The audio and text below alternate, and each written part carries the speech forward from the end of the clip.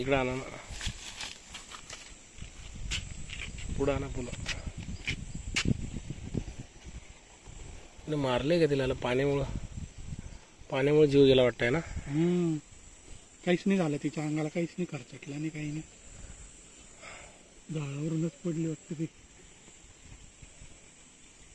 नमस्कार. आम्ही आता या जंगलामधून जात होतो. जंगलामध्ये जात असताना बघा हे बघा एक मस्तपैकी अशी कोणते पक्षी आहे काय माहीत, अतिशय सुंदर असा चिमणी आहे.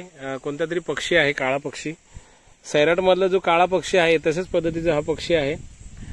पाणी न मिळाल्यामुळं तो तडफडत होता इथं आणि बिना पाण्यातच मरून गेला.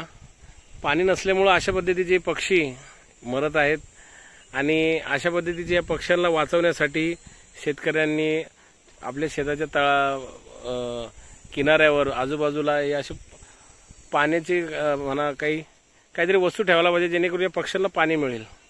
आता मे महिन्यामध्ये अशा उकळ्यामध्ये असे दुर्मिळ चिमण्या मरत आहेत, दुर्मिळ पक्षी मरत आहेत. तरी सर्वांना विनंती आहे की अशा पद्धतीचं हे पर्यावरण, अशा पद्धतीचे जीव वाचवण्यासाठी शेतकऱ्यांनी आपल्या शेताच्या बाजूला पाणी कशा पद्धतीने या प्राण्यांना प्राचता येईल, या पक्ष्यांना कसे पाणी मिळेल याची काळजी घ्या आणि पक्ष्यांना वाचवा.